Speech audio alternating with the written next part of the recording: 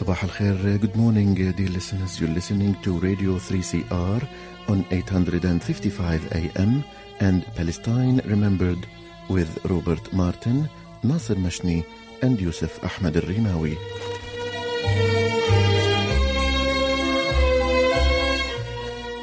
Palestine Remembered is Australia's only English language radio program that is totally dedicated to Palestine. We'd like to welcome those listening on 855 and those that will join us on podcast at 3cr.org.au.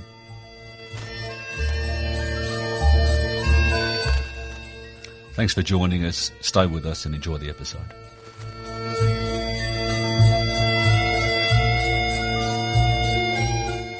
Good morning, Robert. How are you doing?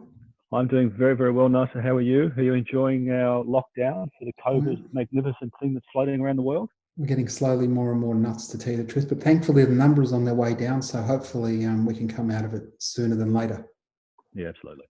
Absolutely. And what have we got on today? We've got another fantastic Palestinian woman. We're joined by Dr. Randa Abdel. Good morning, Randa. Hello, thank you for having me. It's our absolute pleasure, Randa.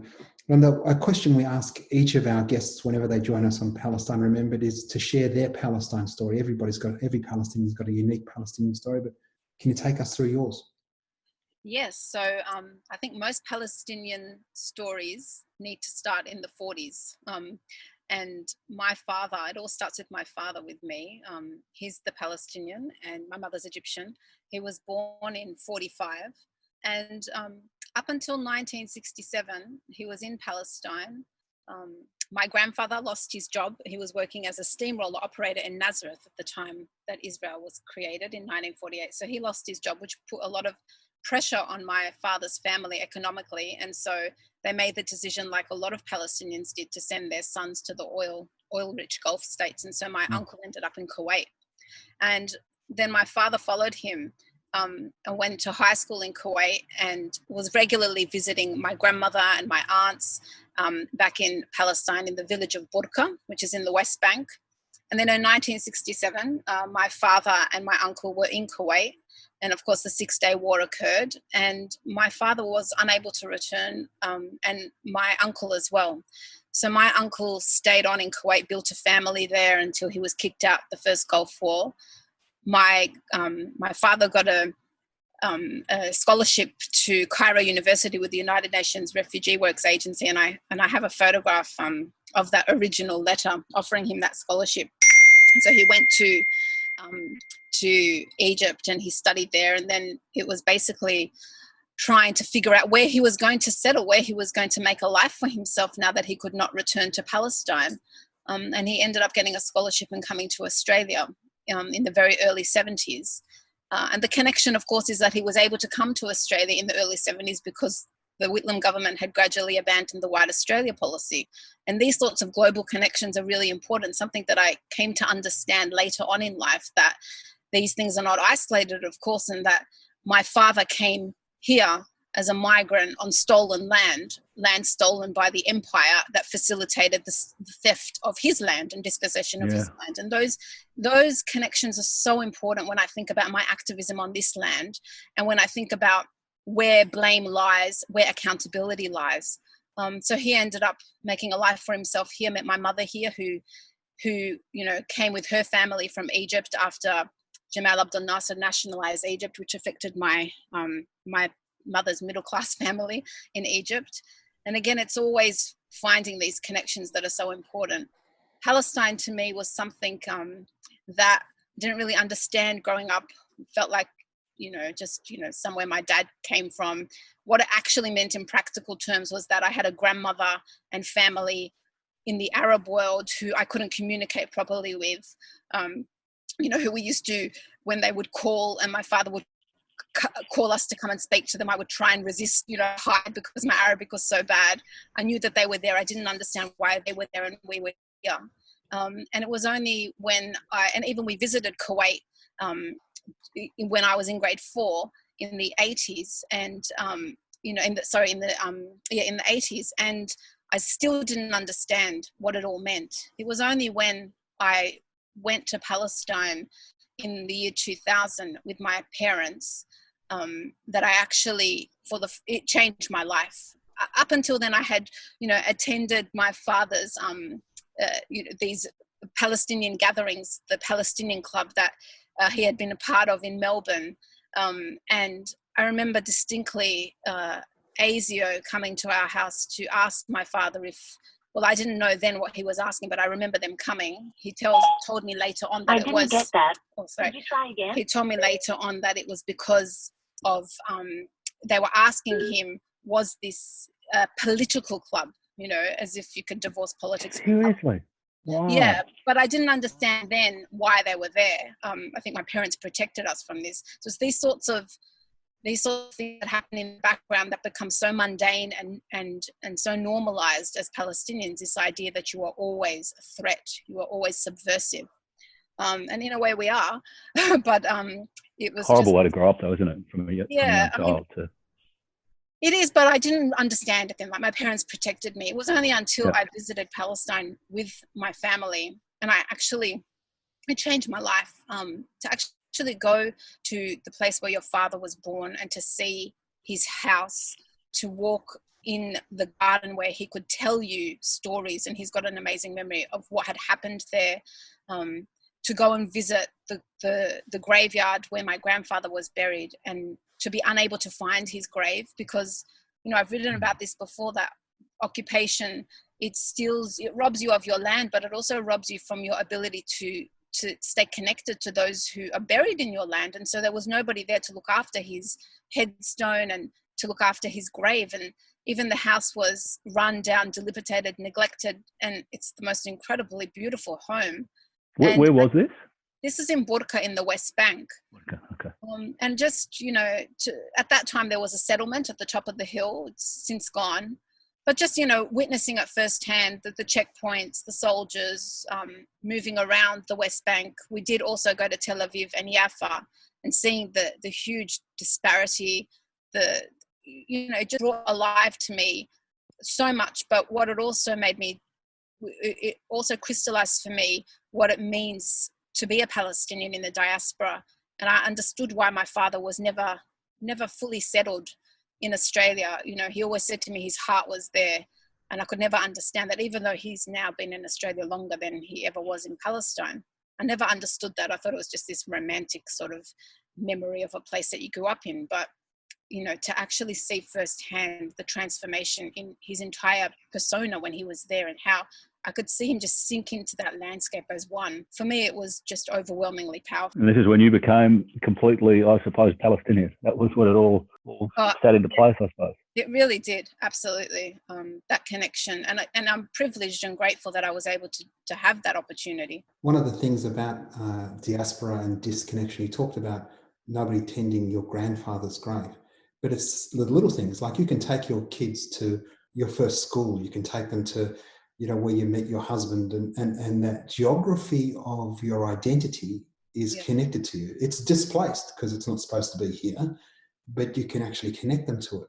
Whereas my father and your father could never actually take us on in our developing years on the geography tour of their lives. That's such an important point. Yeah. I certainly felt that, this is going to sound very funny to your listeners, but I grew up in Melbourne, and then when I got married, I moved to Sydney, and I still feel, Melbourneian. And whenever we go to Melbourne, I always take them on this pilgrimage of my life. And I insist, I hire a car and I take them. This is, I take them. That's magnificent. And it was only when I moved to Sydney that I said to my dad, "Oh my God, I kind of get it now." And he laughed. He said, "That's pathetic."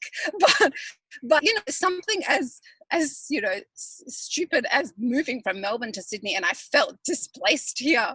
But because how much of your identity is rooted in childhood memory, it's just something that is just so innate to who we are, because we romanticize our childhoods. I mean, Melbourne to me is stuck in 2003 when I left, but I understood how my father could never do that with me, ever. Yeah. I was just going to say that I know that there's a lot of the older Palestinian men that would not go back to show their families because it was just too painful.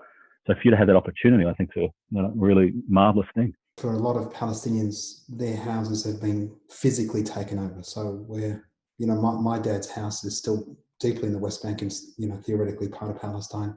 Randa's grandfather's house is dilapidated, but there are Palestinians who can go, the house is still there, the lemon tree's out the front, but the person in there, is a descendant of somebody from Lithuania.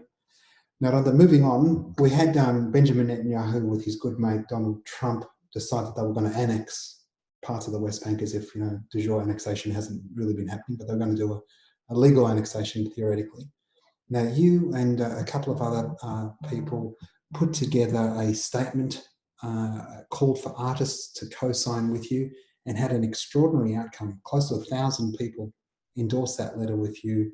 And do you want to take us through the challenge you had after getting that letter up?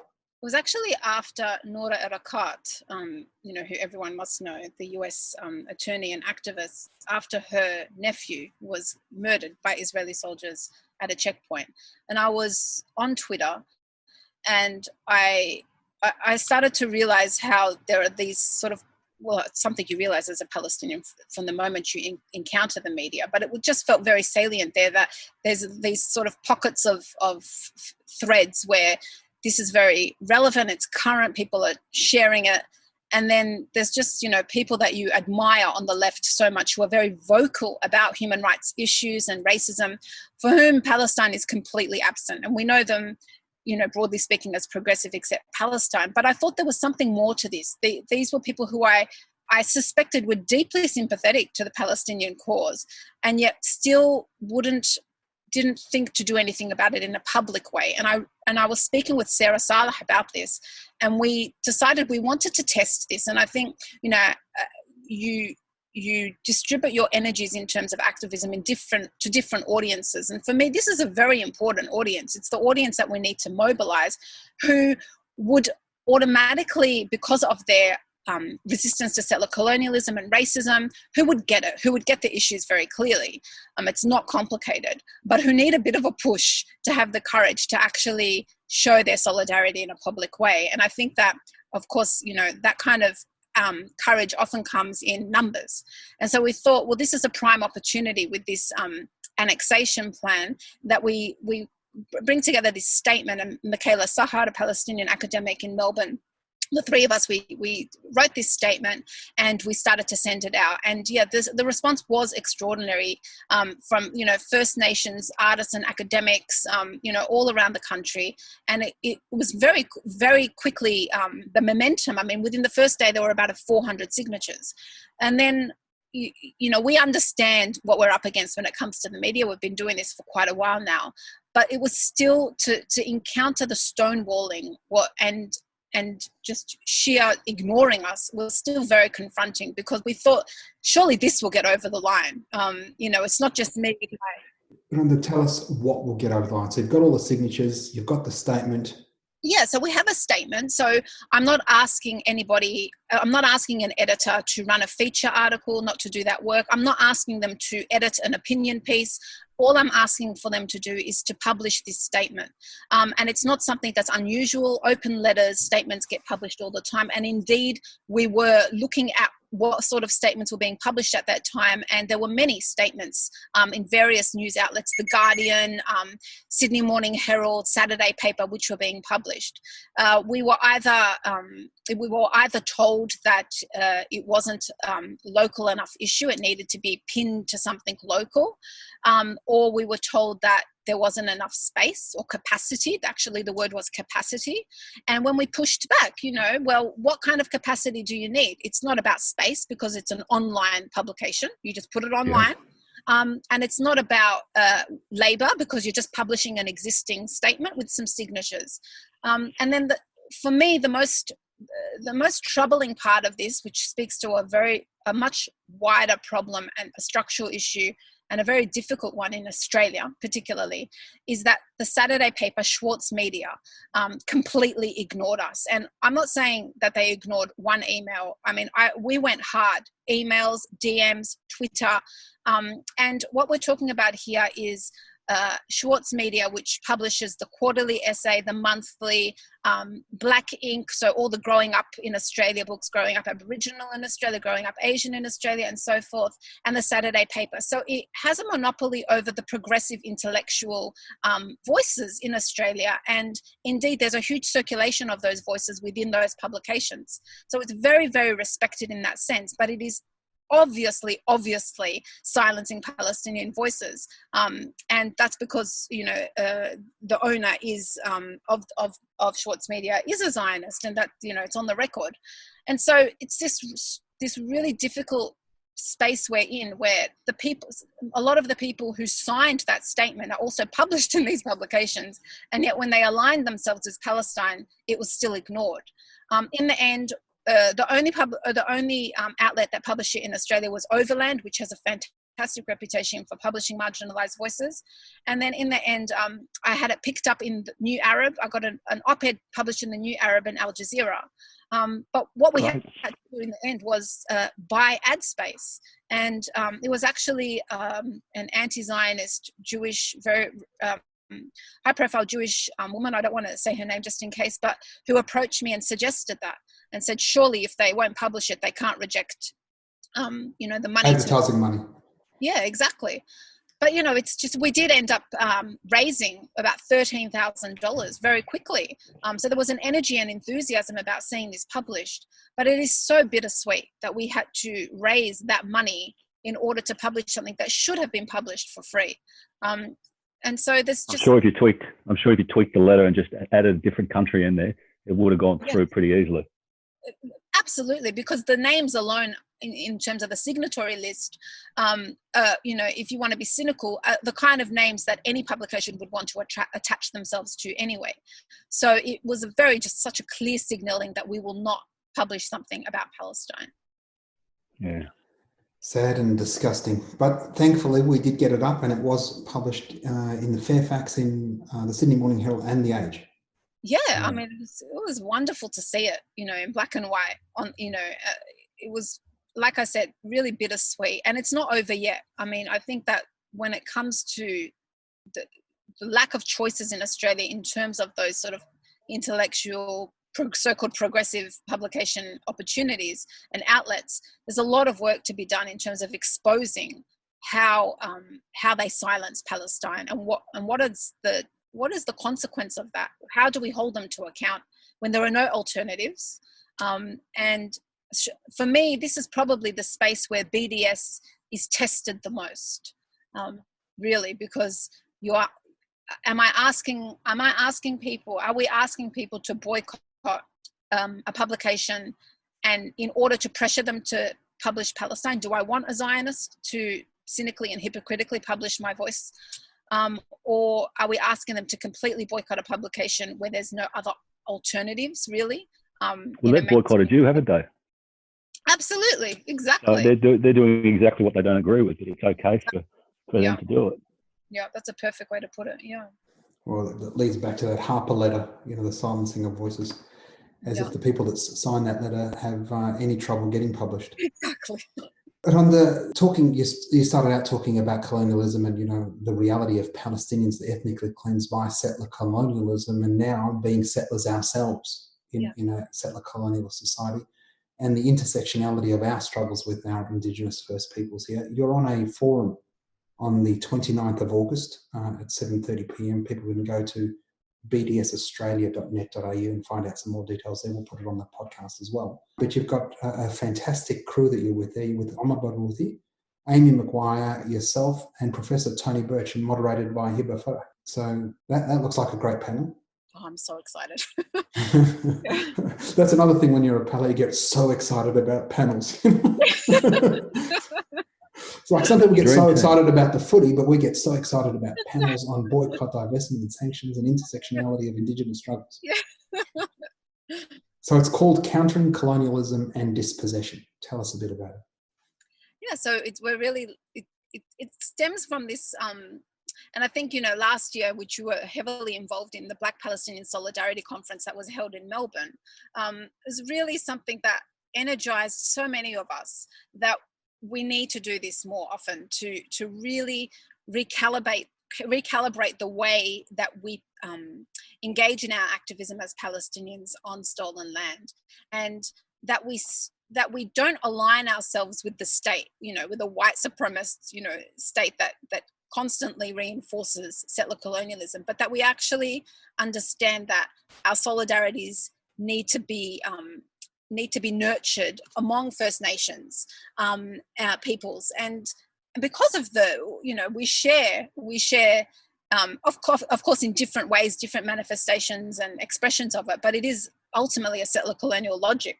And that was, really, it's really exciting to see that this is happening more often. And this is an amazing opportunity. Omar Barghouti, who founded BDS, and to have, these amazing Indigenous speakers as well, Professor Tony Birch, like you said, and Amy McQuire, who, I'm really hopeful that this is going to be part of an emerging conversation for the next generation of activists, to actually really see how that kind of solidarity is a force to be reckoned with.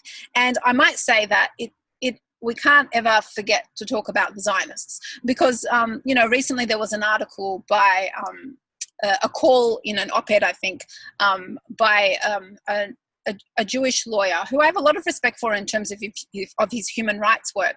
But it was this call for Australian Jews to align themselves and support Indigenous struggles, and that this is something that's been historically, something that they have historically done and need to do more often. And of course, the irony of it is you can't help but feel the cynicism about that, in which, performing the role of an ally to a colonized people while supporting the colonization of Palestinians. And so it's absurd. It is, but it really does speak to something that's very sinister that's happening a lot in Australia, the co-option of Indigenous struggles by Zionists. And it's something it's very, very difficult to expose as well, because there's a lot of complications with that. But I feel that what we are doing is genuine and sincere. We're not out to do this as a PR exercise. We're not doing it to wash over any crimes. It is something that is emerging because there is a real connection and shared struggle there. Yeah, I mean, anybody that does any level of investigation beyond the Herald Sun and 3AW and Channel 9 will know that the struggles of the Palestinians for self-determination are exactly the same as our Indigenous brothers and sisters here. Exactly. And so this is just, it's something that I have to say that I think the conversations around this now and understanding about it in terms of activist circles is so much more refreshing and sophisticated, and it's happening more now than when I first started in activism. And that speaks to just changes in generation, changes in the struggle and challenges that we have, and also social media, which has completely transformed the way that we can establish solidarities, that we don't need to have white gatekeepers to do that anymore, that we can actually circumvent and subvert those white gatekeepers and make these sorts of solidarities. And the statement is a perfect example of the way that we were able to do that. Do you think, though, with social media, that people will sit behind a computer rather than get to the streets? Do you think that they like something or they share something on Facebook, they think that's enough? Yeah, there is a lot around that sort of clicktivism and the keyboard activism. And I think there's definitely an element of that. And everybody, including us, have all been guilty of sharing something or liking something, and then you don't take it any further.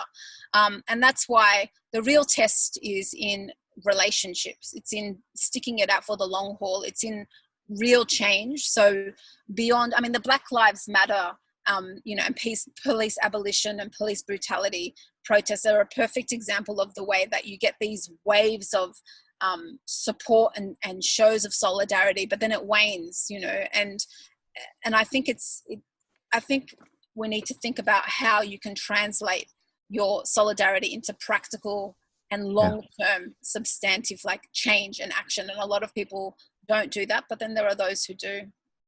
Well, interesting you just spoke about the Black Lives Matter and a connection that I've made with Zionists and Zionism now trying to get back into that Indigenous space and Black Lives space is that Zionists see themselves as white. They, the whole concept of Israel is we're a country like Europe, like North America, like Australia, New Zealand. We're like you guys, not like those brown people. And there's a disconnect. Progressive Jews, absolutely on side. They're at, the Invasion Day marches with us, etc. But, your proper right-wing Zionists, there's a disconnect there. We're not so sure about Black Lives Matter. In fact, in America, they've called the BLM movement anti-Semitic, and which it's fantastic for us because we know what the truth is. To the point where now there's a growing movement in America to move away and disassociate themselves from the ADL, the Anti-Defamation League. So, which we have a similar group here, the B'nai B'rith, and the guys that do that terrible work. Great work when they're talking about anti-Semitism, but how often they politicize that into BDS is anti-Semitic. Any expression of solidarity with the Palestinian people is anti-Semitism. It's a real conundrum for them. We've got a few minutes to go. We've got the tragedy in Lebanon, and one of the things, because Zionism just doesn't know what to do with itself, the mayor of Tel Aviv decided that the right thing for him to do would be to put the the Lebanese flag on town hall there in Lebanon. And then there was on one of our dear friends' pages, Samah wrote something, and then a whole bunch of Zionists in there saying, "Why wouldn't you take our aid?" Like we're denied our agency to say no to somebody who's killed and oppressed us for tens of years. This concept of aid washing. Do you want to make a comment on that? Yeah, I mean, it's just appalling. Like, it really says something that we are in a situation where Israel expects gratitude for this lighting up of the flag in Tel Aviv, even as it continues its occupation and murder of Palestinians and home demolitions. It really goes to the heart of the racism that just pulses through the whole Zionist project, which sees us as completely divorced of any sense of self-respect or agency or humanity, that we would be so desperate that we would not be able to make these distinctions. Even in this tragedy, we still have pride and dignity, and they even seek to take that away from us. And it's something that it's not just a conversation that's happening overseas and the shock horror that we wouldn't be grateful for this, but also, even in Australia, when you had the project and Walid Ali interviewing a Lebanese interviewee, and the interviewee, honestly saying most people would have assumed that it was Israel because of the clear history of Israeli belligerence and aggression. Yeah. And that now has become a story of Zionist pain, anti-Semitism, and it's being taken further. So we know that it's a constant centering of the Zionist. And the last point is that any opportunity is being used as a hasbara, as propaganda. And I just think it's not even so much appalling anymore as it is so transparently pathetic, that people can see through this. So I think that in the end, they're just exposing the lengths to which they will attempt to whitewash their crimes, and that they do not see that we have any dignity or pride. And the Arab people continue to say, no, we do. We're not going to, you can't take that away from us. We've got to finish there, but just one final comment. We had the aid was conditioned. Some of the aid from Israel said, we'll send aid, but you've got to leave the Hebrew on there. We want them to know it's from us. Right. There was a fantastic tweet, and by fantastic was immediately or quickly deleted by some Zionist group saying, the world should give aid, but it should be conditional upon the disarmament of Hezbollah. Any chance to demonize and divert aid should be just aid for aid's sake. But exactly. We don't want any of your aid. Just stop killing our kids. That would be the first step. Exactly. Randa, thanks so very much. Listeners, the Saturday, August the 29th, bdsaustralia.net.au, bdsaustralia.net.au. You can find more details there. I look forward to that. Randa, thank you again, and we look forward to speaking to you again in the future. Thank you so much for having me. Pleasure. We'll speak again. Thank you. Another phenomenal Palestinian woman, Dr. Randa Abdel. Be sure to go to bdsaustralia.net.au to register for the Black Palestinian Forum, Countering Colonialism and Dispossession, Saturday, August 29 at 7:30 p.m, bdsaustralia.net.au. Remember, free Palestine.